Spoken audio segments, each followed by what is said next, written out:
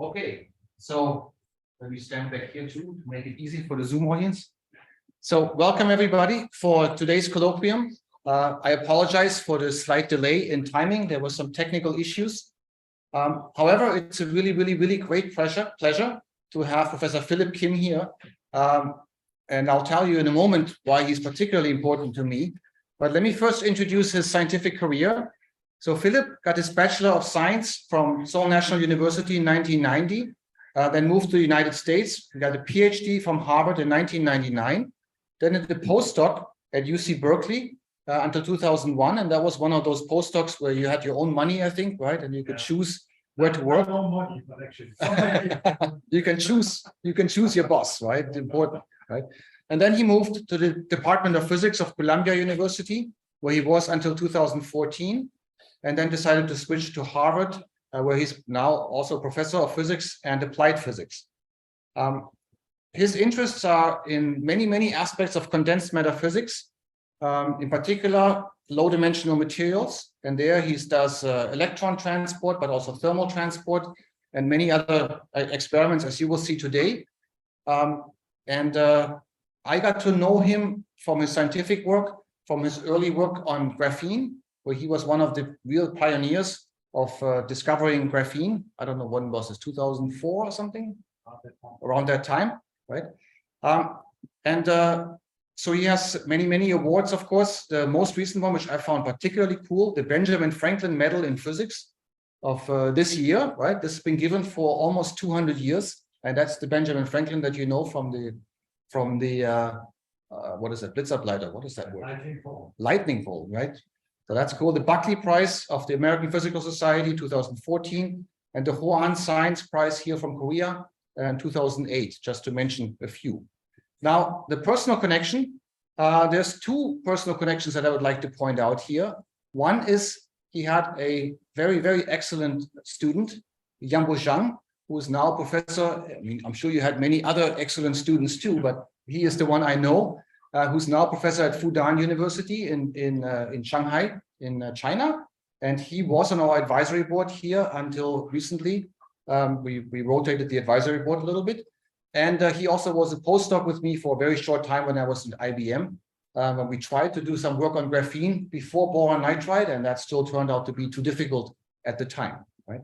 The second and maybe more important connection is that he actually was the chairperson of the committee that decided to allow me to come to Korea and start this IBS center, right? So for that, I want to personally thank you. It's been a great pleasure to do this here. Right? Okay, before we let Philip start his lecture, I just want to say that we have two other colloquiums this year, and maybe we'll add another one later. The first one, and they will both be given in August, on August 11 by Alec Wodtke. Alec is a Max Planck director and professor in chemistry in Göttingen in Germany, and then Professor Wilson Ho from Irvine University. Alec is an expert on catalysis on surfaces, and Wilson, of course, is an expert in scanning probe microscopy in all its forms. And so we do these not on a regular schedule because people like Philip and Alec and Wilson have travel schedules, and if they manage to match up and come here, then of course then of course we make sure that we get the chance to have them here. Okay, without further ado, Philip, thank you very much for coming. Thank you. Yeah. So let's welcome you. All right, thank you. Yeah. It is my great pleasure to be here. Somehow there's echoing, but okay, good. Yeah. To be here, and I think my personal connection with Iwa was that was actually my high school is not far from here, and then often that Iwa University is somewhere that then high schooler that just come and just enjoy some of the nice food around here. And over the many years, I think it got changes, but this is probably the biggest change I've seen. The most recent visit, I think this is my first visit to the QNS, and I was really amazed by this beautiful building and beautiful setting. But that was beginning. But in the past probably half day or so, I was deeply impressed. A lot of things going on here, as well as the energy that that this place is generating. I think that's great, and I wish to congratulate Andres. I think that the kind of setting up this extremely vibrant place and that extremely product place within 6 years of time frame. I think that was amazing. Okay, what I'm going to tell you today is some of the research that we means that my research group, as well as in some sense the research community that worked on this two-dimensional electrons, two-dimensional materials. I want to share that why that we got excited about this particular project and what is a prospect in general. So that's kind of a little bit try to give you a little bit broad overview onto this field. Right, so let me start with this two-dimensional material, two-dimensional system. History tells us that, in fact, this 2D research area has been around for a while, and especially around the 70s, in the 1970s, when the material scientists and the electrical engineers tried to make this electronic device into this well-controlled material. They came up with this way that creating atomically thin the material system using the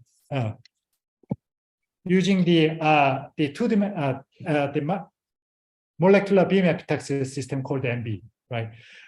This MB is some right, okay.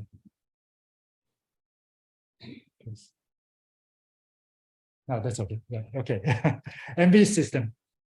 And this MB system, in fact, can grow the materials into really wafer scale nowadays.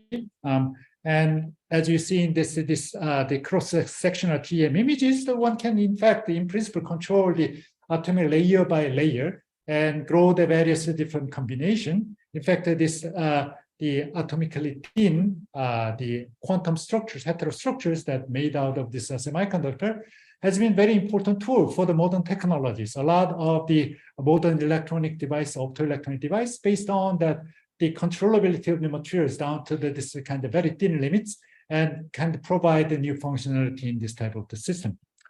But it's not only technology that this type of the controllability of the material in the in this atomic scale also provide a physicist a lot of the interesting system that one can study about the interesting physics.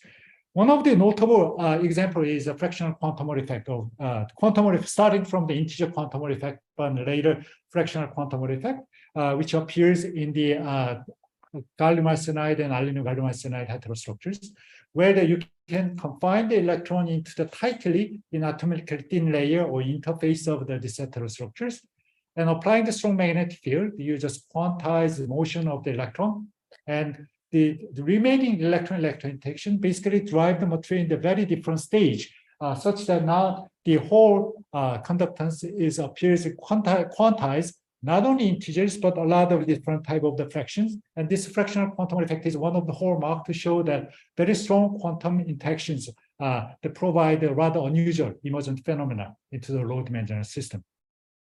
So this type of the new emergent, the type of physics is, of course, greatly inducted by that somebody can create this atomic scale of heterostructures in the design way. About probably 20 years or so, that things got a little bit changed in a slightly different direction. There's been some of the new type of the material systems that comes around. In a sense, material itself is not a new material. It is a basically old material like the graphite, and which consists of the layered system, but in between this atomic layer, it's a weak van der Waals force kind of hold them together. Often that we call this is van der Waals layered materials, which has been known for a while.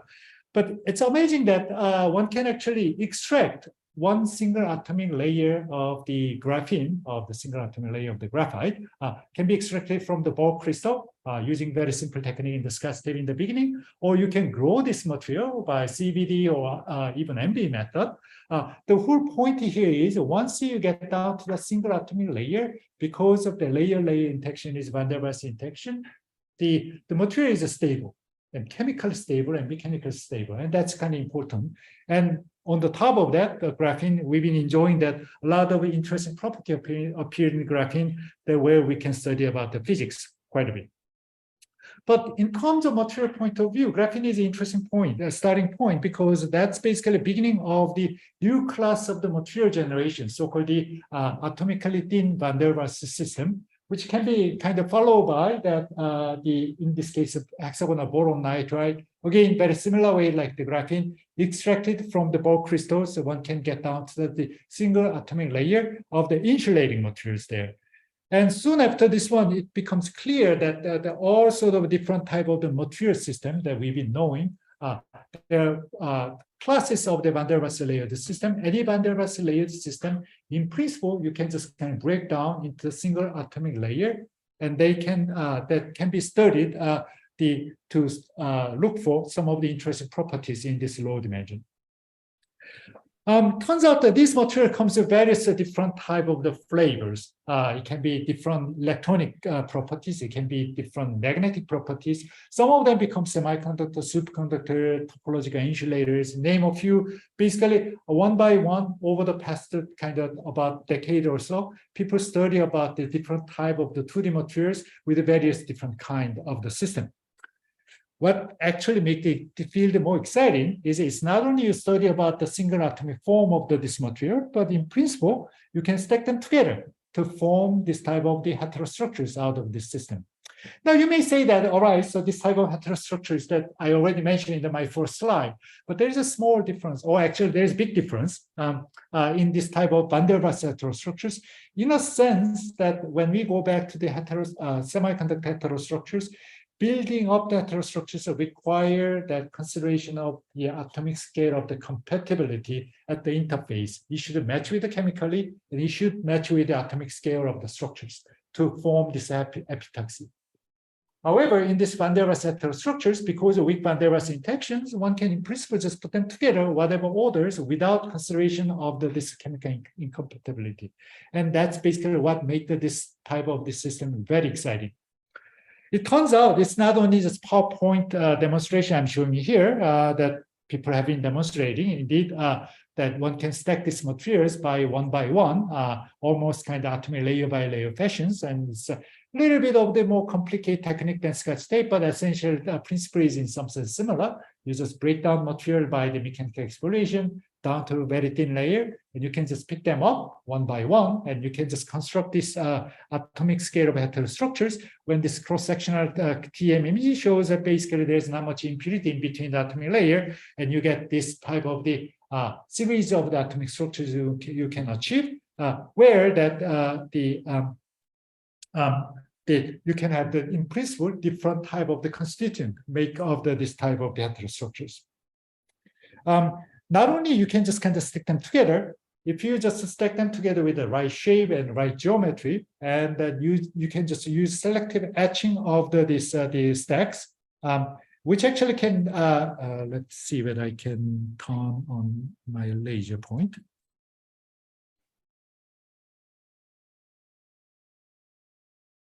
Yeah, so you can see that that you can selectively contact all the active atomic layer to form these device structures that are laterally connected. But note that if I just choose the right shape and right geometry, you can always make the contact on specific layer, although these two layers are very kind of close by, right? And this type of the technique allows us that in some sense we can build up the mesoscale of the device where that almost kind of each of the atomic layer electrically active can be separately contacted. I think that's also kind of very important advantage. Now, this type of this sample fabrication, especially very simple sample, such as say graphene that encapsulated in the boron nitride. So it's basically two material combination, very simple, right? And make the device out of it on the graphene. And this type of the simple device, even this simple device, it's amazing that if you encapsulate the graphene in between boron nitride, protect from the environment, quality of the graphene becomes enormously improved. In a sense, the mobility of the electron in the graphene is approaching the mobility you can achieve in best quality of the gallium arsenide. Mean path of the electron reach almost millimeter size. Such a high quality of the graphene sample under the magnetic field, you get series of the quantum Hall effect, including all the fractional quantum Hall effect I'm showing you here, right? So the quality of the graphene sample simply encapsulated and put in here is now approaching the best gallium arsenide sample, which allows us again study very similar physics that one can realize in gallium arsenide, right? So that's kind of one part. Philip, you Yes. make that sounds so easy. Is it really that easy, or what's the difficult part? I'm just figuring out how to find out the right recipe to create the system is the hard part. But once there is a recipe there and just doing this one, this becomes now easy in a sense that you can count the number of the groups working on these 2D materials and creating this type of the quality of sample. There are many groups. I think more than 10, more than 20, maybe even approaching 100. How you count, right? So in that regard, it's not just a really deep trade secrets here. I think that's kind of another joke side. Interesting part is that separate from the traditional way study about the fractional quantum effect in gallium arsenide. There, that only a few groups in the world can produce highest quality of the gallium arsenide heterostructures. One can get this high quality of fractional quantum effect.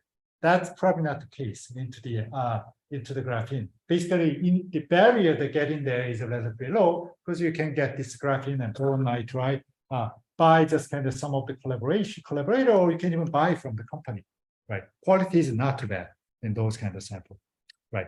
Now, of course, simply just graphene and boron nitride, if the quality is indeed kind of good, one can immediately make that kind of interesting device out of it. And here's kind of two examples I'm going to quickly share.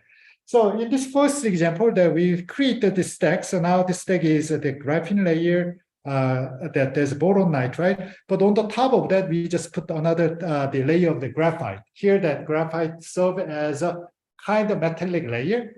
And once you form these heterostructures, that fabricating device out of heterostructure is well-known techniques, right? So you can just etches and contact, making contact. So in the end of the product is something like this. It's a whole bar, but hopefully it doesn't happen again. All right. So the way that we can actually detect this interference is simply measuring the conductance. Basically, we can measure the Aharonov-Bohm effect, and as you change the magnetic field or the gate voltages, so we just kind of change that phase of this interference across the sample, which actually appears as this oscillation of the conductance, right? So basically, we're measuring this oscillatory the phenomena as the interference phenomena appears into this quantum edge state. So that's kind of good example. In fact, this experiment is nothing new. This was done into the gallium arsenide, and people just kind of, their pioneers actually did this experiment in gallium arsenide quite recently, actually, and tried to see that this braiding statistics of the quasi-particle in the system. So I think this could be interesting. The other thing that one can also do, that which is difficult to realize in gallium arsenide, is we can combine our graphene channel with the superconductor. And under the magnetic field, graphene undergo the quantum Hall effect.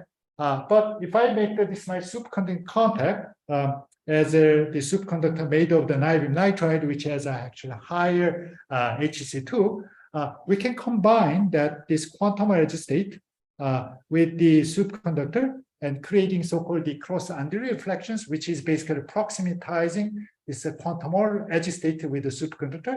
And one can actually realize some of the interesting systems there. I'm not going to discuss about the details of physics, which is very interesting, but I will just focus on something else today. So I'm not going to discuss the detail. But the whole point I'm just kind of trying to make here is, in fact, this simple graphene device encapsulated the boron nitride, having the high quality and using graphene's properties, so one can just realize fancy the electronic devices where we can study about the intriguing the quantum nature of the electrons or the correlated electron in the system. What I'm going to discuss today is a little bit related with a little bit more complicated heterostructures. And when I mean big complicated heterostructure, it means something like this. In this type of the device, now it's a little bit more complicated, right? There's a graphene, and then we have the boron nitride. So there's two graphene layers separated by the very thin, atomically thin boron nitride. And again, as usual, there's a top and bottom, the graphite gate, right? And each of this layer is again, that contact by this the graphite gates, which actually allows us kind of a little bit complicated devices. Often this type of device is what we call the either tunneling device, if the boron nitride is thin, or if the boron nitride is thick, such that tunneling is suppressed, that this is a device that we can use so-called Coulomb drag type of experiment. I'm going to discuss a little bit later what does it mean and what is good for. But certainly we can just deviate from the graphene and just kind of using something else, right? In this particular example that we use a transition metal dichalcogenide, often that this is class of the 2D material can be semiconductor or superconductors and various different things. In this particular case, tungsten diselenide and moly diselenide is P-type and N-type semiconductor. Again, that we just kind of make this heterostructures and make the content in each of the layer. One way that you can view this device is, well, you have the P junction, P semiconductor, N semiconductor, put them together. What is it? It's a PN junction, which actually acts like the diode, right? So, well, this is atomically thin diode, or you can say that, well, if it's in the right condition, it may actually emit the light. So you can say the atomically thin light emitting diode, and this type of the device structures one can also create it. I'm going to also discuss a little bit onto this one. But perhaps I think in terms of the demonstration of our capability, I can show you something like this. This is our hero device recently made. I think so there are about 10 of the atomic layers here, step by one, right? There's a twisted bilayer graphene. I'm going to tell you a little bit. Two of them separate by boron nitride, and there's a so basically there's about 10 of them well controlled or angle control and make the device, and that device actually produces kind of interesting physics out of it. Yeah. So what I'm saying here is, although I think up to this level, I would say this is easy. This one requires quite of this the heroic efforts or heroine efforts. But nevertheless, I think technologically it's possible that one can produce a somewhat more complicated device structures, which actually provide us much more functionality that where we can see some of the interesting physics. All right. So now up to here that it's a long introduction, but at least I give you the flavor, right? What are the materials, what you can do, right? So let's say that since we are in kind of physics department, physics institute, let's ask that, okay, technology is behind, what type of physics we can study out of this? So I'm going to share a few pieces of the physics that one can realize and one can learn out of this type of structures. And that is related with macroscopic quantum states. And when I say the macroscopic quantum state, we have to define what I mean by the macroscopic quantum state. I can just give you just two examples here, right? Superconductivity and superfluidity. Something like this quantum state we can see with our naked eyes, right? And this means that this quantum state actually appears in the really macroscopic scale. You may ask that what makes this type of state appears in macroscopic scale. It turns out that is related with the Bose-Einstein condensation. Even just cold atom cases, you collect a lot of the bosonic cold atoms and cool it down. They just kind of form this macroscopic quantum state. You can even just look at the naked eyes. What drives behind of this macroscopic quantum state is usually some of the condensation, and condensation comes from some sort of bosonic degree of freedom or bosonic quasi-particle, right? Well, the superconductivity comes from the electron, but you know that to make the superconductor, electron should pair up to make the Cooper pair. And if I ask that what is quantum nature, statistical nature of the Cooper pair, of course, a two ferromionic pair, which make the boson. So it's like the composite boson. Likewise, helium-4 or that cold bosonic helium, cold atoms, they're all made of the fermions, like the proton, neutron, and electrons. But as a composite particle, they have this nature of this bosonic nature, which allows to condensate it here to form this really robust quantum states, right? So these are kind of quite cool things. But next question is, indeed, if those kind of condensation is coming from the composite nature of the bosonic particle, composite boson is not the fundamental particle, which means that they have the size, right? So in principle, if I control the size of the boson, right, especially in the relation with the distance between the boson, there's a good possibility we can just kind of tune around this type of the condensation phenomena. It turns out this concept of the two different type of condensation, one is more like the BC type of thing, Bose-Einstein condensation, or the other one is more like the superconducting condensation, BCS type of the condensation. In terms of the bosonic condensation, by just kind of choosing different interaction scale as well as a different the size of the boson, in principle, there's a theory or the speculation, one can tune this the condensation nature from one side to the other, so-called the BC to the BCS, the crossover, by controlling this the size of boson-edgeway interaction. And this type of the BC and BCS crossover, so-called this BC-BCS crossover, once that just proposed, has been realized in many different systems. For example, our colleague in the atomic molecular optical the research community, by just kind of forming this the diferromuonic atoms, basically two ferromuonic atoms form the molecule. This bosonic molecule can condense in the Bose-Einstein condensation, but by controlling these interactions between the constituted ferromuonic the atoms using the Feshbach resonance, they beautifully demonstrated indeed the BC to the BCS crossover has been realized, and then indeed showing that this kind of two type of the condensation is connected together. And this is kind of very cool model. Now, envying that our AMO community, I think as a condensed matter physicist, we can just look for that. Is there something that we can realize very similar thing in the condensed matter physics system? In other words, can I just create some of this the composite boson where that I can control the interaction or the size between them? Well, there is a candidate. Many people believe maybe the cuprate that this Cooper pair, that the Cooper pair, the pairing is rather tight, and then it may be actually explained across this superconducting dome can be explained in terms of BC and BCS crossover. Well, this is a speculation and not proven there. But the other example is in fact the exciton. Now, exciton can be created by in the semiconductor by shining the light, and then you create the electron out of the valence band to the empty conduction band, leaving the hole behind of that. The residual interactions between the electron hole can form this binding pair of this electron hole is what we call the exciton, right? Well, exciton is in some sense excited state. Therefore, that at some point the electron will recombine with the hole and get the light back. But let's imagine that somehow this exciton can be long-lived. And one may ask that, okay, if the exciton is really long-lived, and then I can ask that, what is this quantum statistical nature of this exciton? Turns out, because it's electron and hole, both of them spin half, so they form a boson, right? So exciton should be considered as a composite boson as long as it's long-lived, right? And if it's really long-lived, and we can just create a lot of excitons in the system, and we can ask that, what is a thermodynamic phase diagram of the exciton should look like? At least theorists worked it out, that what is a phase diagram of the exciton should look like, right? And in this diagram, so here is the density of the exciton, and here is the temperature.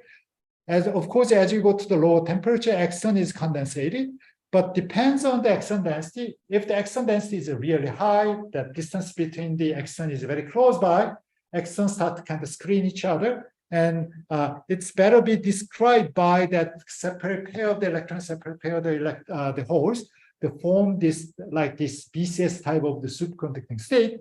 While that if the exciton distance is far away compared with the size of exciton, basically this is well described by the separate pair, entity of this the boson, and they're more like the BC type of the description well described. So theory actually expected indeed that if you create this exciton, and then if you just control the exciton density and the temperature, there might be that you can realize this exciton condensation, and condensation come from both the BC to the BCS type of this crossover by exciton density changes. So there's been some of the efforts, of course. This is basically, first of all, this is very cool that one can realize again macroscopic the quantum state in the solid state system. And nice thing about realizing the solid state, the macroscopic condensation, as it must have some device implication. For example, that if you have this condensated exciton, and if the light comes back, the light should be coherent, coming from the coherent condensation, right? So that may be actually interesting, the light source you can make. So, for example, the people try to make this exciton condensation in somewhat different direction. One difficulty of the exciton condensation is basically that the basic assumption I just throw in there, that if the exciton is long-lived, it's possible, but how to make the exciton long-lived, right? So traditional way in semiconductor structures, following way is a way you can do. You just put the exciton in the optical cavity. And here's a good example that coming from Yamamoto's group at Stanford that they demonstrated. They create this the excitonic heterostructure bilayer in the 3-5 heterostructures and put this distributed Bragg emitters, the reflectors, to make the optical cavity. There, the cavity photon interact with this exciton, make the exciton polariton, and they basically the condensating create so-called exciton polariton Bose-Einstein condensation. This can be done in the more general way. Then one can actually make this cavity, and instead of the light to excite this one can even just bias electrically and create this exciton polariton condensation and get the coherent light back. So it sounds very cool. However, there is one catch onto this experiment. Because this basically requires a cavity, and you basically make the cavity photons interact with the exciton.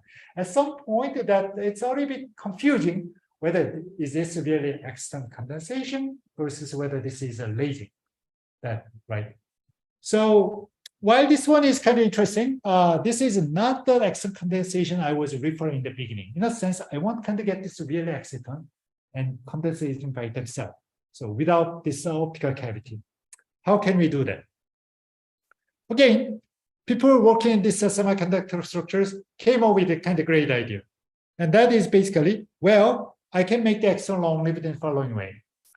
The way that one can leave the exciton long-lived is in this way. So you have this semiconductor structures, right? But then now you have the two quantum well, right? Two places that where electron the hole can be created. And then you can create this exciton by shining the light, right? Say one of the quantum where there's exciton appears. But then after this, that you bias this the quantum well and tilt the energy scale, and this so-called intralayer exciton can be dissociated, and either electron hole moves to another layer to becomes the majority carriers. And yet, because it is a 2D plane close by, that this electron hole is actually close by within the plane to form this bound state. And this exciton state is what we call the interlayer exciton, right? And this interlayer exciton, although this is exciton, now wave function is not overlap strongly because electron and hole is separated from each other, so they tend to long-lived, right? Indeed, in semiconductor structures, that the pioneering work done by the Santa Barbara group shows that once you make the sectoral structures and shine the lights and create the interlayer excitons there, and bias it, this enough density of the interlayer excitons start increases, they start to see that there's coherent light emission start appears in this type of the system, which actually is a very first step to get into the condensation of this exciton. While this is a kind of really promising, there has been some issues as well. First of all, in semiconductor heterostructures, basically semiconductor has a large dielectric constant. They tend to screens out the electron, the Coulomb interaction of the electron hole. They make the binding energy small. So binding energy turns out is something like, say, 3 millielectron, which means that this experiment needs to be done quite a low temperature, right? And exciton lifetime is long because it's separated into interlayer, but the confinement of the quantum wire is still about tens of nanometers. So there is a still significant overlap between the wave function, which actually give you about the lifetime of about 100 nanoseconds. Not bad, but it's not infinite, right? Now here comes now, go back to the atomic skeleton structures, and you can ask that, is there something we can do?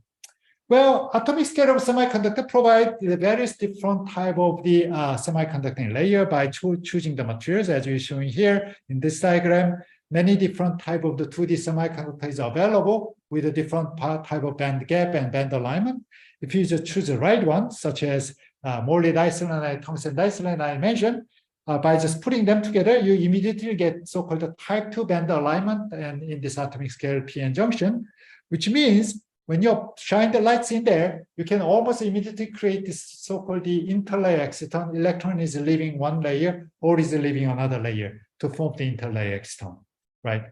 And you recall the device I showed you, that atomic scale of the DN-PN junction, right? There, that you shine the lights, and when you can create the interlayer exciton in this area, right? And then when you apply this the electric field in the vertical direction, as you see in this the photoluminescent data, the peak that corresponds to interlayer exciton peak external energies can be controlled by this applied electric field up to the sum of the 200 millielectric volt, which means that electric field is a direct tool that I can control the energy of this exciton. More exciting part is, in fact, if you just measure the lifetime is about half microsecond. Actually, it can be even increased up to almost close to about the microseconds by just kind of pulling this electron and hole wave function further away by using the gate voltages, right? So what I'm saying here is that we can make the easily long-lived interlayer exciton, and I can have the much better controllability of this exciton. On the top of that, if you just if you just apply the bias voltages, note that this is not only just kind of simply p-n junction optically active, but each of the p and n layer has contact, right? So I can bias, so it can be a diode. Now, if I just bias this diode in forward bias, and I just put the gate voltage in the intrinsic region, what I will get is basically this diode show this the forward biasing characteristic, and in this forward biasing characteristic, I start to see that device start to emit the light, right? So this is atomically thin light emitting diode in that regard. All right, why this system is cool? Because this is a system that in principle one can realize a really excellent condensation. Right. Few years ago, that our competitor or collaborator, competitor is probably right, Kim Fai-Ma and Ji Shan's group at the Cornell University actually they provide really tantalizing evidence. Indeed, this type of the system can produce excellent condensation. These folks are clever, and then they actually put the very thin layer of the boron nitride between molybdenum tungsten diselenide, right? So that I showed in my previous device where there is a direct contact between p-n junction where we can make the diode. So in this case, it is the thin boron nitride is in there. So whatever current flow, it is more like the tunneling diode. But nevertheless, having this thin layer of the boron nitride, you can separate the electron hole further. Therefore, that their lifetime is longer, and promote that exciton can be just kind of live long, and you can control the density of the exciton. Then one can, in principle, get this condensation behavior. Indeed, their transport measurement and optical characteristic, all that later on they just measure capacitance measurement. All this kind of the rather transport and the capacitance tool, pointing out indeed once you put the equal number of the electron hole into this type of the p-n junction system, and if you this exciton live long enough, seems like there is a strong indication. There is some of this binding state, and the gap opens up, which is basically one of the important evidence of this condensating behavior, right? Well, this one is really promising and give us tantalizing the indirect evidence. Direct evidence comes from that, indeed, showing that there is a coherence that's in, right? One way that we can just kind of examine the coherence in the system is basically carefully looking at the lights, whether light actually contains some of the interesting, correlation behavior or coherence behavior. Now, spurred by this the QNS group, now that what we can do is instead of you just put a really thick boron nitride or the thin thick boron nitride, you can reduce this boron nitride thickness something like about 1 or 2 layers. Now this is already harder because you have to carefully find out the very thin boron nitride and carefully insert between them. But once you do that, it gives you that enough boost about the increasing the external lifetime. But at the same time, the battery is thin enough such that you have the decent chance you get the lights out from this type of the device. So indeed, this type of device, once you form there, you start to get this the current flows. When current flows, there's the light comes out, and when you just kind of look at this light coming out from this device, we start to see that the light start to show that quite kind of interesting the photon number correlation, especially just before that you start to get this threshold turn on of the device, which is again kind of rather tantalizing. I still would say the indirect evidence that seems like indicating there are some of these correlations of the exciton start to set up into the system. So that's basically at this point. What happens at 6.5 volts ES? So that's 6 point. When it changes, because the G2 drops from Right. So that's the kind of intriguing part. So what we found here is basically there is the photon number correlation goes in, but suddenly it collapses out. Right. It's basically that flat. But that's a point that in fact, if you just look at the electroluminescence, start the amplitude increases, but suddenly it just kind of jumped up. Right. So maximally hopeful case. Let me put it there. Although our recent experimental the evidence shows that our hope is probably not true, but maximally hopeful case is following, right? If you have the condensated the excitons, and if somehow the light leaked out, light should be the just kind of complete coherent, something like coming from the laser but without cavity. Now you can ask that what is a coherent light, the G2, the photon number correlation? That's 1. So in that regard, maybe, well, maximally hopeful case that this is the evidence. Maybe it's a coherent exciton condensation, exciton, inter-exciton emission. Well, that's kind of one step more close to the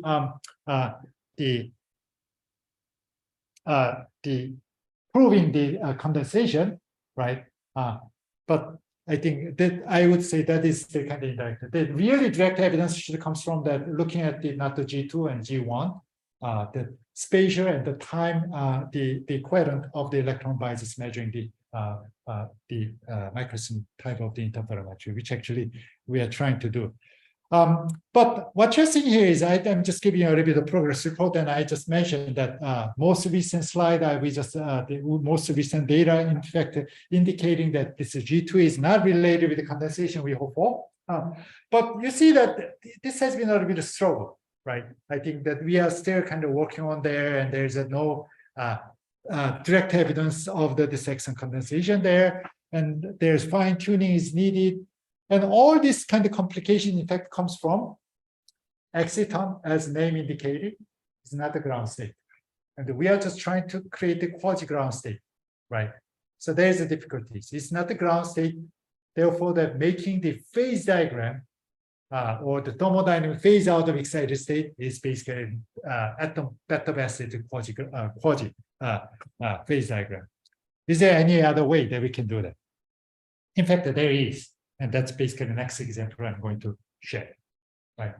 So, as I said, that problem of this exciton condensation in the semiconductor is the exciton is not a ground state, but is there a way that I can create the exciton in the ground state?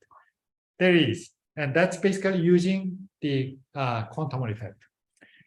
So imagine that I have this two quantum Hall layer, the two electron layers, with partially occupied with the electron and apply the magnetic field. If the magnetic field is strong, then each of the layer will get into the Landau quantization. And of course, if I fill up each of the Landau level, I get the quantum Hall effect, right? And current start from the flow of the edges. In the bulk, basically, there's a gap opens up. Now, idea is basically, instead of using semiconducting gap, maybe we can use this Landau gap as a way that we can create this exciton. It's working the following way. Consider that this tool, the quantum Hall the bilayer under the magnetic field with Landau level is partially filled, right? Each of the layer, partially filled layer, in terms of the electronic property, is a bad metal. Basically, half-filled Landau level, there's quite of the resistance in there, although there's a larger Hall angle, but basically it's nothing too exciting, right? But then the story becomes different when I have just two of the partially filled Landau level, but close by. Close by means now electron in top of the Landau level with interact with the electron in the bottom of the Landau level. And if they are really, really close, they try to avoid each other, right? So which means that if I just make the projections of this two layer into the one layer, basically if it is partially filled, but at least these two layers are complementary filled, basically as a projection, I get the full Landau level, which can be described by just kind of quantum Hall effect. As a combined two layer, it is just quantum Hall effect. current is flowing the edges. But if you look at this, what happens in the middle, basically, whenever there is electron, that the other layer electron is avoiding that they put the hole in place. Therefore, it is basically small dipoles up and down, kind of forming this way, right? Now, this is a little bit cartoonist features. One can work it out all this detail of the physics and mathematics, and turns out this type of this dipolar system that I just draw can be beautifully mapped into the excitonic system that I just described. And this type of this interlayer quantum Hall effect appears. This one worked as if that Exciton condensation. Basically, there is a one-to-one mapping between Exciton condensation to this type of the magneto-Exciton condensation system, right? Okay, so that's a kind of interesting part. But the important part here is that this one is ground state. This exciton, actually the magnetic exciton do exist even without any excitation. This is ground state properties, which means rather than optical measurement, we can do the transport measurement, which actually is a low energy probing, just kind of interrogate what is going to happen. Again, this experiment was done 20, 30 years ago, right? Started out a beautiful series of beautiful work done by the Jim Eisenstein and Caltech. Beautifully demonstrate this experiment, the series of experiment. Most striking way that you can demonstrate is so-called this counterflow geometry, and it's working the following way. So this is a two layer. These two layers are separate from each other, and there is a boron nitride in between, or there's some thick layer between, so there is no direct electrical contact between them. But I can just kind of turn around the current in opposite direction. Imagine that top of the layer that is filled with a hole and bottom of the layer is filled with electron, right? When the current is flowing here and the returning here, hole is of course flowing in this direction, right? But then the current is returning opposite direction. Current is flowing that way, then the electron should flow in the opposite direction of the current, right? If the system is made of the electron, the hole and electron, and they're binding together, then in this counterflow geometry, exciton start to move. And that's the way that your current kind of flow, right? But what if this exciton is really condensating? And exciton condensation is macroscopic condensation states, and we know that like the superfluid or superconductivity, once they condensate, they can start to move without dissipation, right? So in this geometry, what you expect to see here is basically zero resistance, right? And this is a very cool experiment, right? Each of the layer, if you separately measure, they are bad conductor. But somehow I just connect them, make the current flow geometry, suddenly it becomes zero resistance state, like the superconductor, right? So that's basically the way. And in gallium arsenide, many groups, including Jim Eisenstein, followed by this Mansour Saegan's group, demonstrated indeed that you can just get the zero resistance state in this counterflow geometry. Now you start guessing what is my trick, right? Me as a least imagined people, I just kind of scavenge all this previous work done in gallium arsenide. I can just kind of repeat that using atomically thin layer, right? So what you can do is, well, let's make this a quantum mobile layer with the graphene.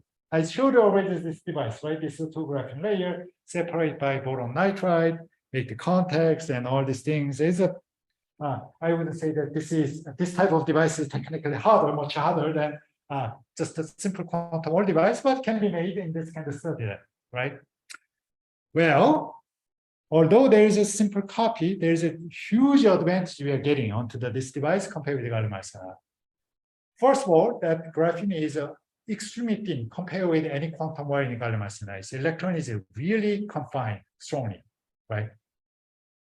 And also we can just put this two layer very close by, something like about a nanometer or two separated, right? Which means that I can put this electron hole close by. So what do you expect? Huge binding energy, right?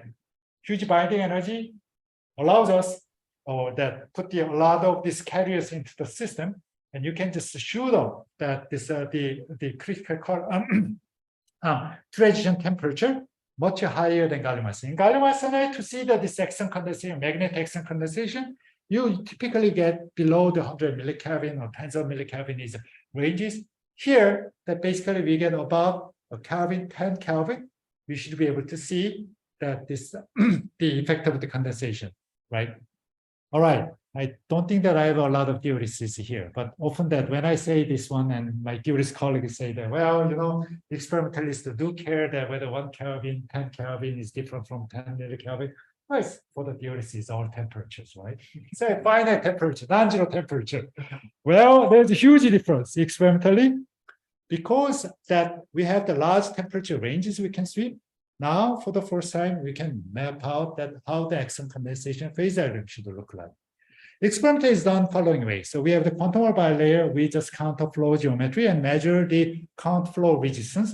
I mentioned to you that resistance goes to zero. Count flow resistance goes to zero is a condensation, and if it is finite, it becomes kind of the finite. If it is non-condensation, it becomes finite. In this diagram, I just show you that we measure in the complementary field Landau level in the quantum bilayer count flow resistance as a function of the temperature and magnetic field. And this blue color is the region that you expect to see the zero resistance, the very small resistance or zero resistance. And the red is where that it becomes finite. So we can see that roughly there is some sort of phase boundary between condensation to the non-condensation phase, right? One can actually take the look at some of the cross sections as a function of temperature. You can just look at how the count flow resistance changes at the fixed magnetic field. You see that in this graph, it's reggy. Yeah, but I mean, yeah. In the low magnetic field, it's a broad transition.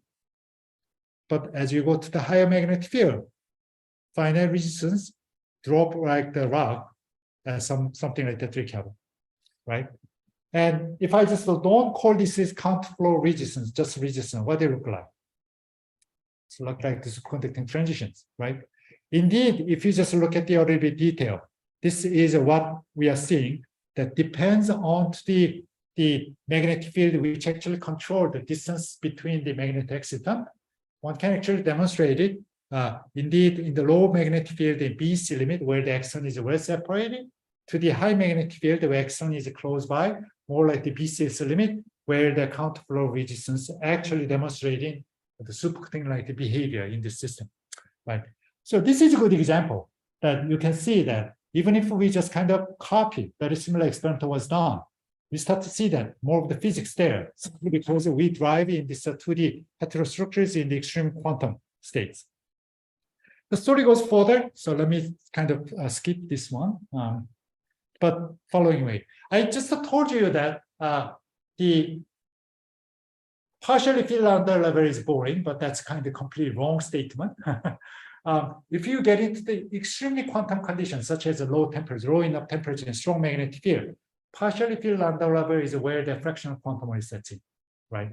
And then you can ask the following situation: what if that I just kind of put this 2 Landau level into the different the fractional quantum state? In other words, basically now this 2 state, 2 of the layers, they populate by so-called the composite fermions.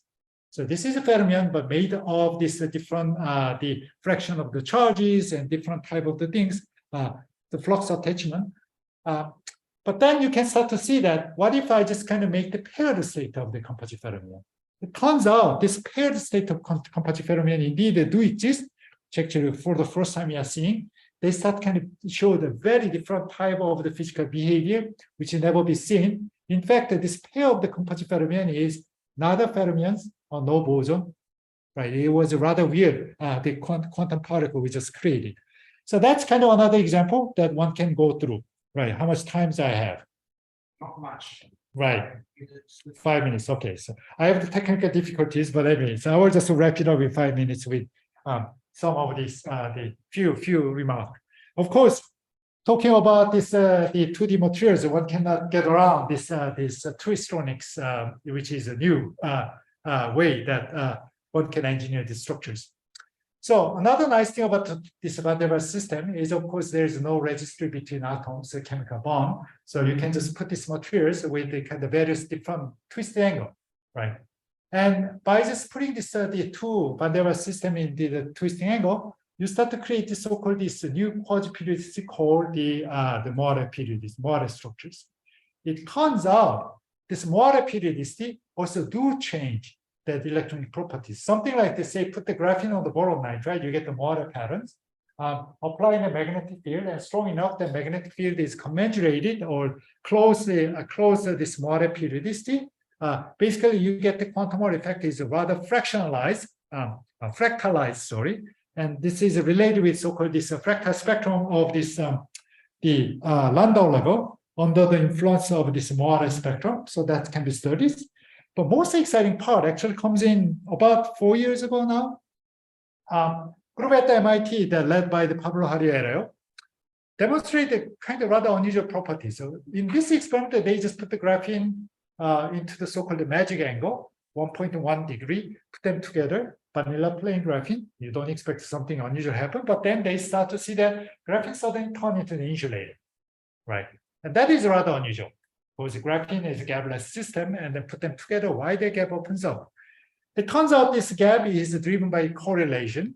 But what is even more surprising is when they just dope this correlated insulator, basically that they see that this the superconductivity appears.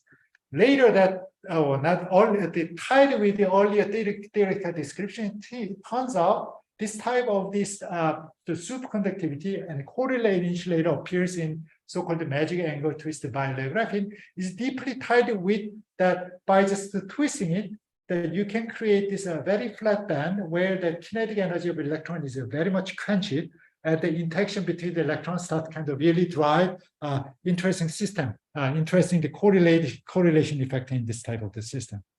Basically, this set off the past few years the worldwide race about the creating this the interesting correlated state by just twisting it. Initially, people started working on the twisted bilayer graphene, but quickly it turns out twisted tri-layers, twisted double bilayer, twisted TMDs. There are amazing type of this exciting physics start to show up, right? For example, the superconductivity start to appears not only twisted bilayer, but it becomes twisted tri-layer. Even just magnetic system appears in the twisted double bilayer. In short, basically, by just twisting this type of the system, and including TMD, where you can now just kind of create this somewhat interesting the exonic state by the twisting it. I think that example is basically kind of few of them, the many of them. Quite recent example is you can even just twist it the high temperature superconductor BISCO, which is the Van der Waals materials in some sense.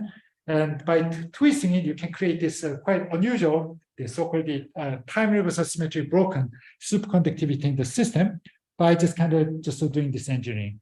What I'm saying here is by just having another the degree of freedom, basically you start kind of create the yet different type of the material system, which is kind of quite exciting.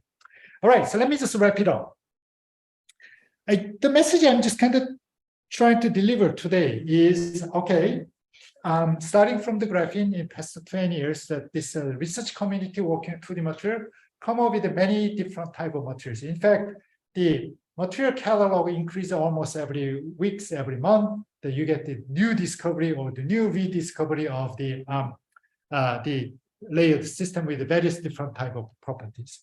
Of course, not only you studying the one single layer by combining, you get the different type of interfaces. And sometimes they're very weird interfaces. For example, what if the superconductor and magnets kind of put them together? They usually don't like each other, but if you just force them together, what is going to happen, right? There are a lot of interesting physics actually appears as heterogeneous interfaces, right? And in fact, the number of this interface, number of the system actually increase over the time. And a lot of the people working on and the exciting about and study this type of the system. But on the top of that, now I'm just kind of claiming that there's yet another degree of freedom, which is a twisting angle. Now, unlike the other table, which is a countable increase, now, unfortunately, the twisting increase is basically uncountable, right? Continuous variable, right? So what I'm claiming here is that there's a huge phase space one can explore.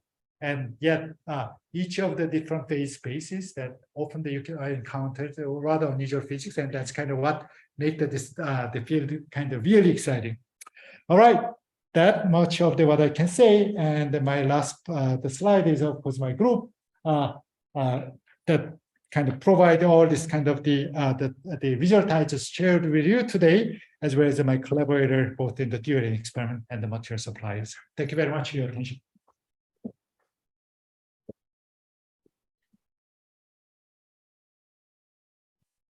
Thank you very much, Philip. Do we have questions? And we can take questions both from the online and here in the audience, as part of the audience. Yeah. Yeah. Yeah.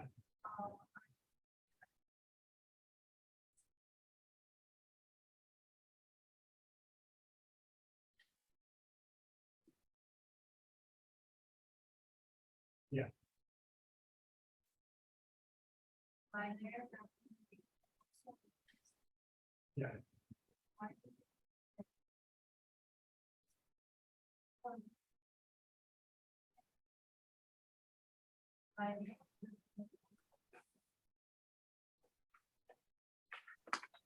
Yeah, good. So Can you just question is basically why I'm working on this double bilayer type of the structure. So what they're right, and especially some of them becomes insulator when you apply the electric field. That's a very good questions. The way that this double bilayer graphene, which I actually very briefly showed, and something like this. Okay, so that's interesting. That okay, yeah. Anyway, so yeah, here is the double bilayer graphene in this case, as well as the previous the quantum Hall drag type of experiment. Often we use a bilayer and bilayer. The part that we like the bilayer is when we apply the electric field in the vertical direction, we can open up the gap and pound the bilayer insulator. And sometimes by using the again gate, you can just stop this insulator, turn into the conductor again, right? So unlike the single layer graphene where we don't have a lot of the control of the band structure itself, bilayer graphene has advantage by applying the especially vertical direction of the electric field, we can tune the band structure, and that gives us another knob that we can engineer the band structures, right? So a lot of things that I just kind of, the message I'm just trying to deliver today is, the nice thing about the 2D material is, in a sense, because it's an interface that, and then I can just kind of control many things at the interface. There are a lot of knobs that we can just kind of play around to tuning. It's a very different from, say, silicon type of semiconductor, where that once material is given, basically doping is something that you can control. That's it, right? But here, yes, we have the 2D material, we can control the doping, but even continuously without dopant, because it's what basic gating can be done. And certain material that by applying the electric field, not on the top of the doping, we can also change the band structures, right? This type of the thing is a lot of the additional degree of freedom provide us, and that's kind of one of the advantages using the bilayer graphene. Okay. Thank you very much for the nice talk. And could you go back for 10 layers device? 10 layers device. You are interested in 10 layers. Yeah, most complicated. Heroic device. It's a heroic device because it's made by one of my students. Yeah, okay. This one. Where was it? No. Okay, here we go. Yes. I just wonder that which technique you can stack the 10 layers of the different materials together. All right, so technique is kind of well developed. I think the principle of the technique is well developed in this community, and it's usually pair and pickup type of things, or cut and pickup. That's probably so. The way is the following. So in principle, that let's put it this way. In practice, it can be done a little bit different way. You start kind of prepare your materials, and usually mechanical exploration, but it can be done. Some of the group actually use the CVD grown sample. It's a little bit lower quality, but one can just do that. So you start with the single layer materials, right? It's sitting on the substrate, either grown or either exfoliated. You have this single layer or the few layer that you want to kind of stack. And you start with some of this master, the top layer, which can be usually graphite or big boron nitride. That comes down and pick up the first materials, right? And important part is you have to control the temperature and temperature will just give you the different type of adhesion between the picking up material with the substrate. Usually substrate, the adhesion is weak. Therefore, that as long as I have the decent kind of flatness of the Van der Waals system, you tend to actually pick them up. That's always not the case, but often that's the case. So you start with this, and then pick up this. I think this one is kind of gold cookie. So let's say you're starting from boron nitride, and the first pick up the one of the graphene layer, and next graphene layer, which is cut, and pick up with a different angle and make the twisted bilayer graphene. And then move to your another substrate and pick up the boron nitride with the set thickness and just kind of keep repeating this one. So after this kind of keep continuously picking up, you get about 10 layers. And finally, you just drop that down onto the substrate where you want to make the device and just do the rest of the fabrication. So that's what happens.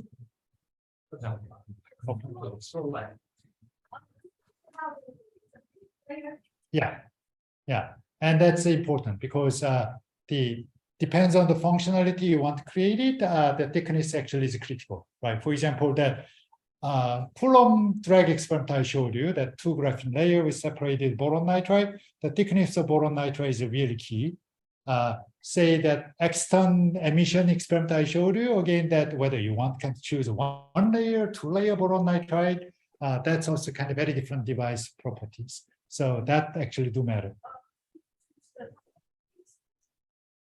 Target thickness of the H layer. So we need the initial study because usually when you cleave the crystals onto the substrate, if those kind of the material is really thin, that usually light just light go through this material, and if you just choose the right substrate, actually light comes back. And that will give you a little bit of Fabry-Perot type of the resonance, and that will give you some of the contrast changes.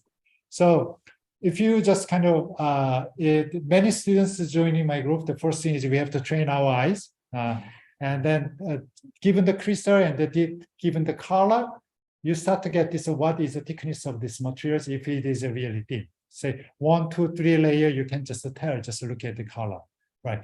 Now, modern techniques now, of course, now one can just do this one in principle that catalyze all this kind of color changes. And then you just kind of run through the computers. The computer will just locate where is 1 layer, 2 layer, 3 layer, and that can be done also.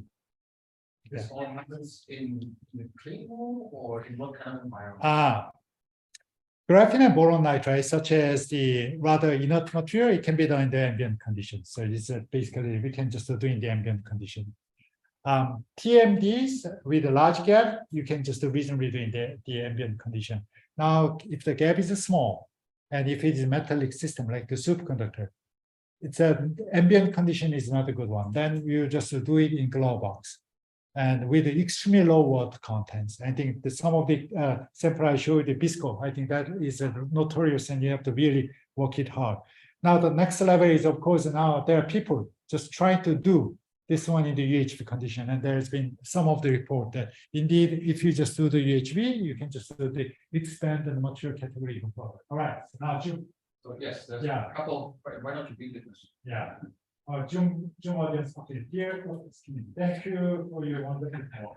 What are the main challenges for practical device using 2D Van der Waals computers, and what are the solutions? Practical device. I think that depends on what do you mean by the practical device. But if we just ask that, say transistor, right? That logic transistor.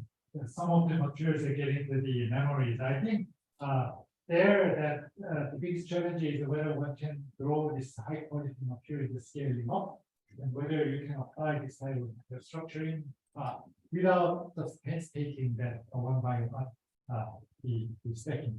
We often say that this type of method is a performance MD because we just like the MD that we just kind of do the atomic layer step by step manually, right? So performance because that cost and cost of the MD system is about $1 million. Right? Here the cost of the performance MD is like $20,000 uncounted labor students. Right. But of course, once you get into this really practical device, somehow that one should find out how one can just do this control of growth and then quality. Indeed, I think the community, there are people working on that. There's quite a good progress in there as well. Okay, so that's kind of issues. Let's take one. Yeah. Yes, I want to ask one question because you start your talk by saying that the CS to position and condensation Yeah. transition was made by changing the density of the Exciton, right? Yeah. In the phase diagram. Yeah.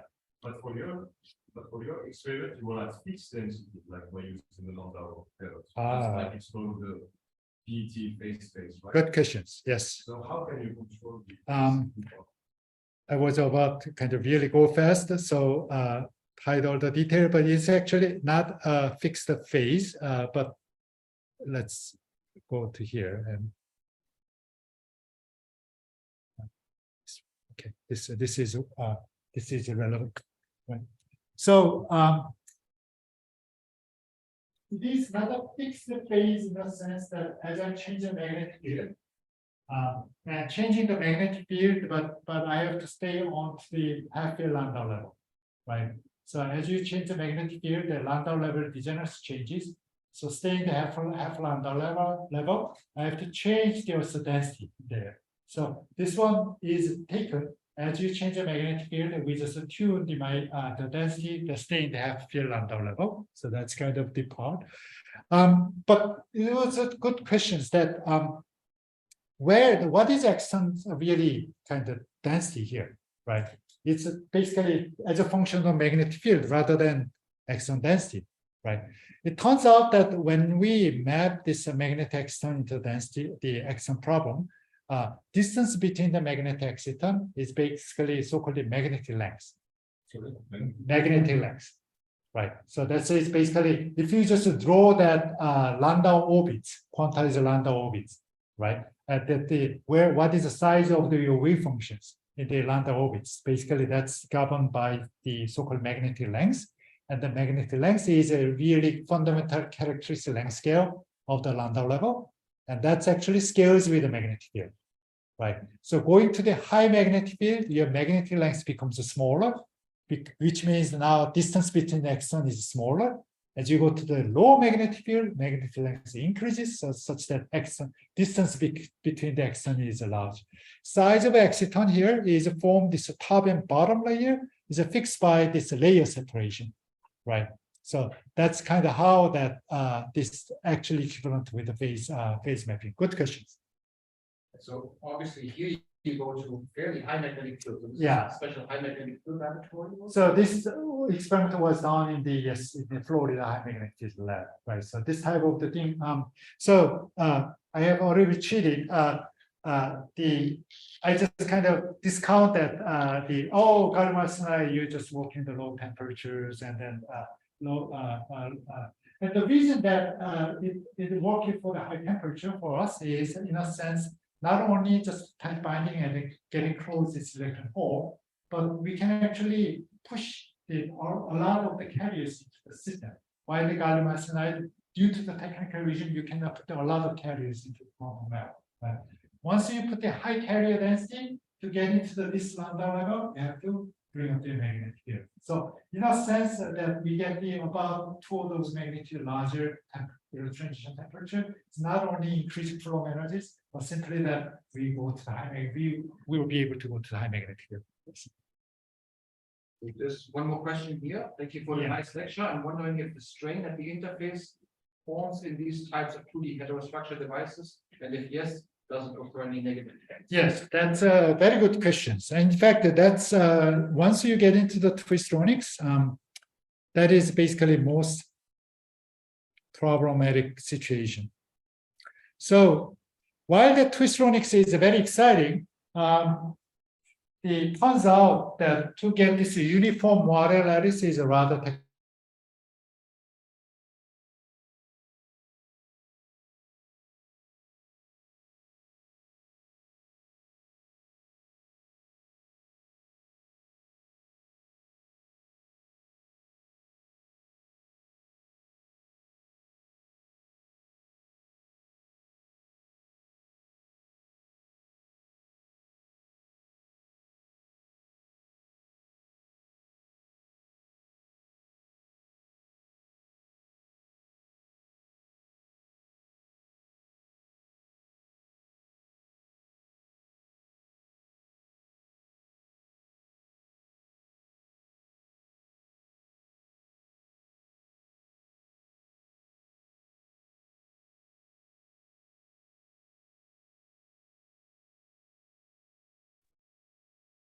So I was about to answer that questions from Zoom audience about the relative strain.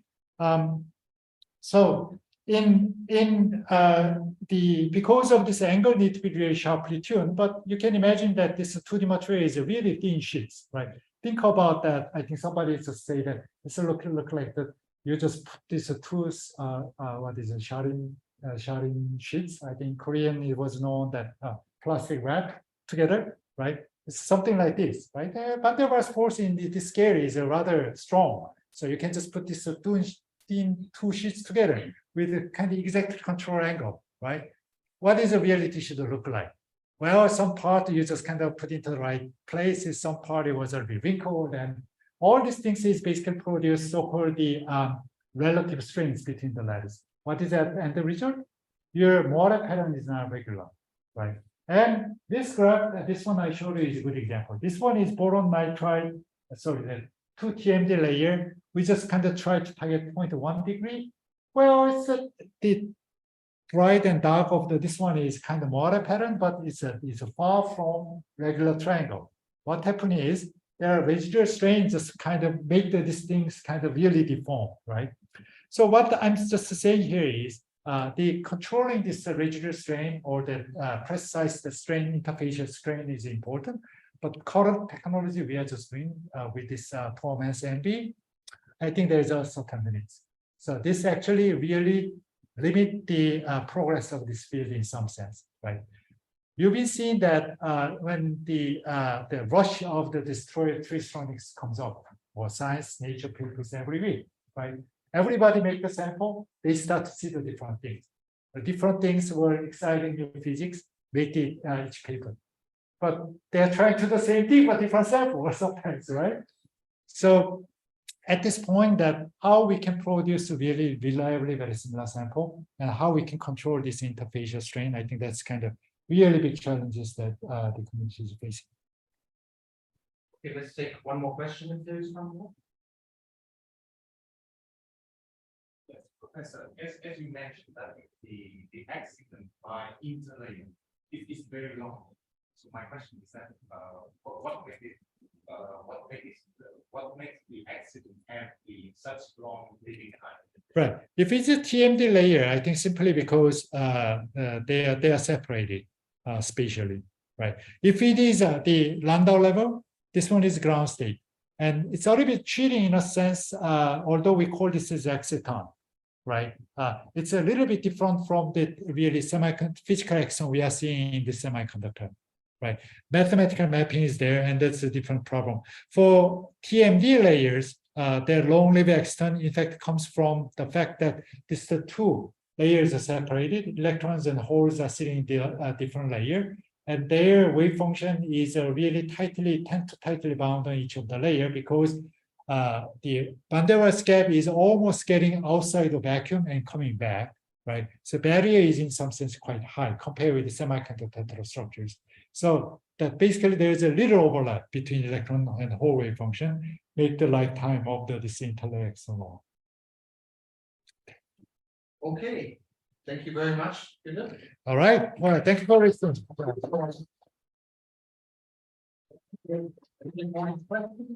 Keep in mind that this field is only about 20 years old, right? So that's an amazing amount of progress, I think, in 20 years, right? Yeah. Of course, there are problems, but lots of problems, right? Also, let me say that today's EVA Physics Colloquium is the graduate students, the graduating graduate students, PhD students giving a talk. So I think some of us at least should go to that and support Jiyun, our first graduate student getting a PhD. Oh, that's also exciting.